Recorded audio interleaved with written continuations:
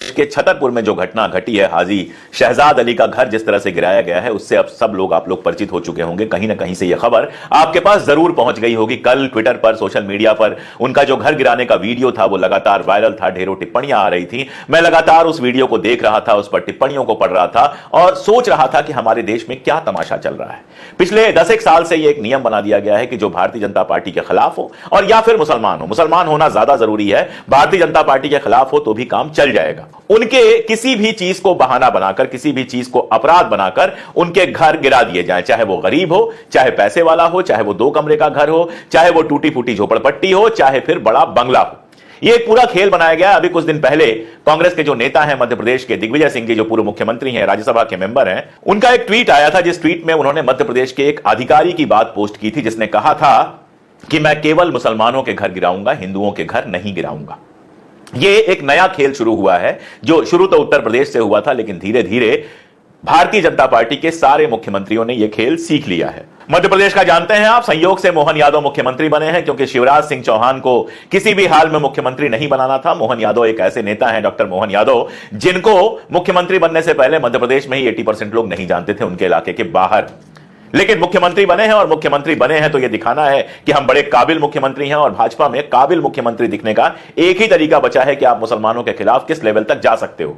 जो सबसे काबिल मुख्यमंत्री माने जा रहे हैं आजकल, हिमंता बिस्वा शर्मा, उनकी हालत यह है कि उनके इलाके में एक पहाड़ की कटाई हो रही थी। एक पत्रकार ने उनसे सवाल पूछा कि यह पहाड़ की कटाई क्यों हो रही है, तो उस सवाल का जवाब देने की जगह उन्होंने पत्रकार का धर्म, जो कि निश्चित रूप से मुसलमान था, उसकी बात करते हुए उसका मजाक उड़ाया।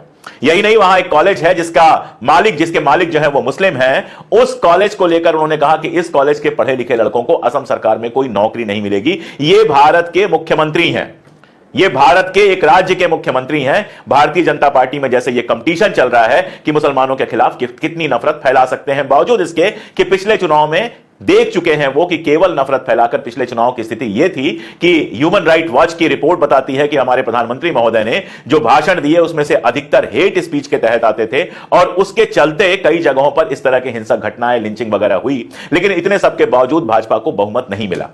लेकिन सवाल यह मध्य प्रदेश का है, घटना आप सब जानते हैं कि अहमदनगर एक जगह है महाराष्ट्र में, वहां पर रामगिरी नाम का कोई आदमी है जिसको संत बताया जा रहा है। मैं ऐसे लोगों को संत वंत नहीं मानता जो सिर्फ दिन रात नफरत फैलाते हैं। उस आदमी ने हजरत मोहम्मद साहब और उनकी अहलिया के ऊपर एक घटिया टिप्पणी की, उनकी पत्नी के ऊपर एक घटिया टिप्पणी की। होना तो यह चाहिए था कि इस घटिया टिप्पणी के बाद उसको जेल भेजा जाता। जो हमारे यहां कानून है, संविधान है, उसके तहत जो धाराएं हैं उन पर पालन करते हुए उनका उन धाराओं पर केस चलना चाहिए था। लेकिन महाराष्ट्र में आप जानते हैं एक टेम्पो सरकार है, 3 पहियों वाली सरकार है, जिसमें 2 पहिए कहीं से टूट कर आए हैं और 1 पहिया भाजपा का है। जहां हालत यह है कि बदलापुर में 4 साल और 6 साल की बच्चियों के साथ जो सारी हरकतें हुई हैं, उनके अपराधियों को भी बचाने की कोशिश की जा रही है। जब हाईकोर्ट ने अब हस्तक्षेप किया है तो शायद न्याय मिल सके। तो वहां पर रामगिरी के खिलाफ कोई किसी तरह की कार्रवाई नहीं हुई। तो जाहिर है कि अहमदनगर में इस तरह की कार्रवाई कहां से होती। रामगिरी के खिलाफ कोई कार्रवाई नहीं हुई, और जब कोई कार्रवाई नहीं हुई तो देश भर में अलग अलग जगहों पर मुसलमानों ने प्रदर्शन करना और विरोध करना शुरू हुआ। बहुत सीधी सी बात है कि अगर पहले ही दिन कार्रवाई हो गई होती, जो कि होनी चाहिए थी, अगर पहले ही दिन 15 अगस्त को यह किस्सा हुआ, 16 या 17 या 18 को उठाकर उसको गिरफ्तार कर लिया गया होता, प्रदेश सरकार यह बात कह देती कि भाई इसने गलत कहा है, इसको गिरफ्तार किया गया है और न्याय मिलेगा, इसको सजा मिलेगी, तो पूरे देश में इस तरह की घटना होने का कोई मामला ही नहीं था। आपको याद होगा एक महिला ने, नुपुर शर्मा ने टीवी पर बाकायदा आकर यह सब कहा था, और उस पर भी पहले कोई कार्रवाई नहीं हुई। जब मिडिल ईस्ट के देशों में उसके खिलाफ बात होनी शुरू हुई, जब मिडिल ईस्ट के देशों से बयान आने शुरू हुए, तमाम सारी चीजें हुई, तब जाकर नुपुर शर्मा को लगभग गायब कर दिया गया। अब वो गायब है, दिखाई नहीं देती हैं, कार्रवाई तो उनके खिलाफ भी कोई नहीं हुई। यानी हमारे देश में यह नॉर्मल बना दिया गया है कि जिसका मन करे जिस तरह की हेट स्पीच दे चला जाए और उसके बाद कोई विरोध भी ना कर सके। ऐसा ही विरोध एक हो रहा था छतरपुर में। मध्य प्रदेश में छतरपुर एक इलाका है, आप लोग जानते होंगे, खजुराहो के जो मंदिर हैं वो छतरपुर के पास ही पड़ते हैं। मेरा कार्यक्षेत्र रहा है छतरपुर, मेरा काफी आना जाना रहा है। तो छतरपुर का मामला यह रहा है कि छतरपुर में वहां के मुसलमानों ने विरोध किया। वो थाने पे गए, थाने पर उन्होंने विरोध किया, और उसमें हाजी शहजाद अली भी शामिल थे, जो अंजुमन इस्लामिया कमेटी के पूर्व सदर रहे हैं। यानी वहां मुसलमानों के जाने माने नेता हैं, कांग्रेस के भी उपाध्यक्ष रहे हैं, वहां की प्रतिष्ठित हैसियत रखने वाली हस्ती है वो। तो ये सारे लोग गए। अब जुलूस बिल्कुल शांतिपूर्ण था, सब कुछ ठीक ठाक चल रहा था। अचानक पथराव होने लगा, हिंसा होने लगी। यहां पर जांच क्या होनी चाहिए? यहां पर जांच यह होनी चाहिए कि आखिर पथराव कैसे हुआ, किन लोगों ने पथराव किया। जो जुलूस शांतिपूर्ण तरीके से निकला था, जो जुलूस शांतिपूर्ण तरीके से थाने तक गया था, अचानक उसमें पथराव किन लोगों ने शुरू कर दिया। कहीं ऐसा तो नहीं कि जानबूझकर असामाजिक बाहरी तत्व वहां शामिल हुए, उन्होंने पथराव किया ताकि यह सारा कुछ संभव हो जो बाद में नाटक हुआ है, मुसलमानों को फंसाया जा सके, गिरफ्तार करवाया जा सके। यह सारा कुछ करने के लिए कहीं बाहरी तत्व तो शामिल नहीं हुए। और जब मैं यह कह रहा हूं तो मैं इसलिए कह रहा हूं कि इस तरह की घटनाएं पहले भी देखी गई हैं। तो होना यह चाहिए था कि पहले यह जांच होती कि आखिर पथराव किसने किया। और यह जांच कोई बहुत मुश्किल काम नहीं है, पुलिस अगर चाहती तो यह जांच आराम से हो सकती थी। लेकिन जांच वांच कौन करने जाए, बहाना मिल गया। और बहाना मिलने के बाद पहला काम यह किया गया कि 20,000 स्क्वायर फीट में बना हुआ हाजी शहजाद अली का जो बंगला था, जो आप इस समय स्क्रीन पर देख पा रहे हैं, इस बंगले के पास आपने क्या भेज दिया, बुलडोजर। आपने क्या कहा कि नगर निगम से किसी तरह की अनुमति नहीं थी, इसलिए बुलडोजर भेज दिया गया।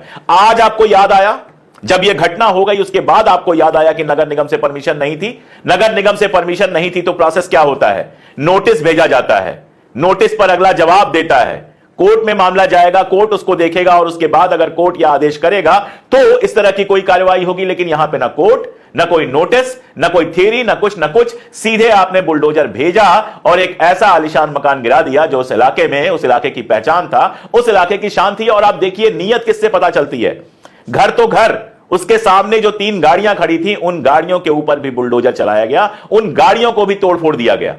यह क्या है, ये सीधे सीधे बताता है कि आपके राज्य में न्याय व्यवस्था पूरी तरह से खत्म हो गई है और गुंडागर्दी चल रही है, चाहे इधर से चले चाहे उधर से चले।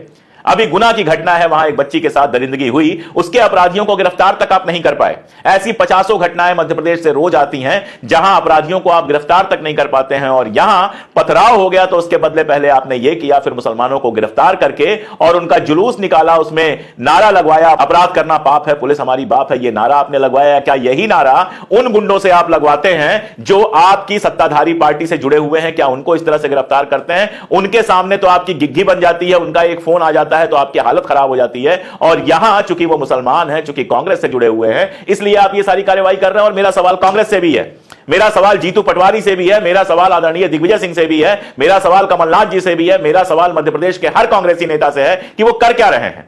मैं तो किसी का बयान भी नहीं देख पा रहा हूं, अभी तक कहीं बयान भी नहीं दिख रहा है। होना तो यह चाहिए था कि उसी वक्त वो छतरपुर पहुंचते और अपने नेता के साथ खड़े होते, लेकिन कोई नहीं। हमारे जो वहां के युवा कांग्रेस अध्यक्ष हैं, कांग्रेस के युवा अध्यक्ष कह लीजिए जीतू पटवारी जी, जो अक्सर प्रदर्शन में और बाकी सब पे बड़ा जोशो खरोश के साथ दिखाई देते हैं, वो छतरपुर में दिखाई नहीं देंगे। किसी मुस्लिम का मामला आते ही ये सारे लोग गायब हो जाते हैं। भारतीय जनता पार्टी वाले भी जानते हैं कि किसी मुस्लिम के साथ, भले वो कांग्रेस से जुड़ा हुआ हो, आप कुछ भी कर दीजिए, कांग्रेस के लोग भी साथ में खड़े नहीं होंगे। कुल मिलाकर साथ खड़े होने कौन आते हैं? कुल मिलाकर साथ खड़े होने आते हैं कांग्रेस के अल्पसंख्यक मोर्चा के अध्यक्ष इमरान प्रताप गढ़ी। अभी तक उनका एक बयान आया है बस एक्स पर, ट्विटर पर, जिस बयान में उन्होंने कहा है कि जल्द ही इस मामले पर सुप्रीम कोर्ट का दरवाजा खटखटाऊंगा। इसके अलावा किसी सीनियर नेता का, किसी कांग्रेसी नेता का फिलहाल मैंने कोई महत्वपूर्ण बयान नहीं देखा है। बातें सब लोग करते हैं, लेकिन जब इस तरह की घटना हो जाती है तो बयान तक देने से बचते हैं। किससे डरते हैं? किससे डरते हैं? उन लोगों से डरते हैं जो भाजपा के अंधभक्त हैं।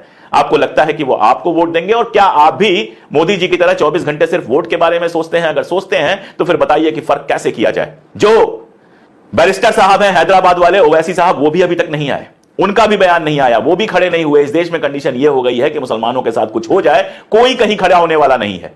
कोई गोदी मीडिया नहीं बोलेगा, कोई चैनल नहीं बोलेगा, और जब हमारे जैसे लोग बोलेंगे तो हमारे ऊपर उंगलियां उठाई जाएंगी कि आप सिर्फ और सिर्फ उनका पक्ष लेते हैं। हम न्याय का पक्ष ले रहे हैं। मैं सीधा सा सवाल पूछ रहा हूं, जो भी लोग देख रहे हैं, जिस भी धर्म के, जिस भी मजहब के लोग देख रहे हैं, उनसे पूछ रहा हूं कि अगर उनके बेटे से कोई गलती हो जाए और उसके बदले में उनका घर गिरा दिया जाए तो क्या यह न्याय है?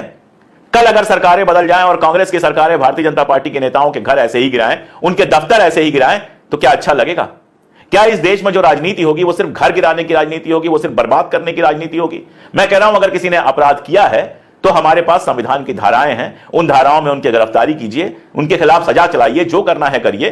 किसी भी अपराधी को कोई बचाने नहीं जाता है, और जो अपराधी नहीं है हम मान के चलते हैं कोर्ट उसको न्याय देगा। कभी न्याय मिलता है, कभी नहीं मिलता है। वैसे सवाल तो मध्य प्रदेश के माननीय हाई कोर्ट और देश के माननीय सुप्रीम कोर्ट से भी पूछा जाना चाहिए कि इस तरह की घटनाएं लगातार हो रही हैं, इनके वीडियो सामने आ रहे हैं, आप इसमें हस्तक्षेप क्यों नहीं करते? किसी एक घटना का सुओ मोटो संज्ञान लेकर आप उस पर सरकार को सीधा क्यों नहीं करते? क्यों नहीं सरकार से मुआवजा दिलाते? 5 करोड़ का वो घर था, 1 करोड़ के आसपास की गाड़ियां होंगी, एक आदमी की इतनी सारी संपत्ति एक दिन में नष्ट कर दी गई, और हमारा देश, हमारा संविधान जो है निजी संपत्ति की रक्षा के लिए वचन देता है कि आपकी निजी संपत्ति की रक्षा की जाएगी, उसी के लिए पुलिस कानून और सारी चीजें हैं। अडानी के घर पे अगर एक कबूतर टट्टी कर जाए तो लोगों को परेशानी हो जाएगी, लेकिन आम आदमी के घर पे या फिर किसी मुसलमान के घर पे, किसी दलित के घर पे बुलडोजर चल जाए, आखिर हमारी कोर्ट्स उस पर ध्यान क्यों नहीं देती हैं? क्यों नहीं मध्य प्रदेश की हाई कोर्ट या सुप्रीम कोर्ट देश की इसका संज्ञान लेकर मध्य प्रदेश सरकार को कटघरे में खड़ा करके पूछती है कि ऐसी हिंसक कार्रवाई जो आपने की है, किसी की निजी संपत्ति को जो इस तरह का नुकसान पहुंचाया है, उसका बेस क्या है? क्यों नहीं वो ऐसे मामलों में सरकारों को मुआवजा देने के लिए मजबूर करती है? 5 केसेज में सरकार को मुआवजा देना पड़े, इस तरह की कार्रवाइयां होना बंद हो जाएंगी। लेकिन दिक्कत यह है कि ऐसा लगता है कि सबने आंख मूंद ली है। न आवाज उठाने वाले आवाज उठाएंगे, न न्याय देने वाले न्याय देंगे, और ना सत्ता में बैठे लोग कभी यह सोच पाएंगे कि जिस कुर्सी पर वो बैठे हैं उस कुर्सी की कोई जिम्मेदारी होती है। इस मकान का गिरना देखकर किसी को भी अपने घर याद आ सकते हैं, और यह याद आ सकता है, यह लग सकता है कि अगर हमारे घरों पे ऐसा हो तो कैसा लगेगा। और नहीं, अगर आप नफरत से पूरी तरह से भर ही गए हैं तो फिर आप इसको एंजॉय करेंगे। याद रखिए, जो एक बार इसको एंजॉय करता है, बहुत मुमकिन है कि कल को उसको भी इस तरह का ही कुछ बर्दाश्त करना पड़े। कल को आपसे भी कुछ ऐसा हो जाए कि कोई सरकार आके आपका घर गिरा जाए, या आपके किसी जानने वाले, आपके किसी प्रिय के साथ ऐसा हो जाए कि सरकार आके उसका घर गिरा जाए। एक बार जब रास्ता खुल जाता है, एक बार जब रास्ता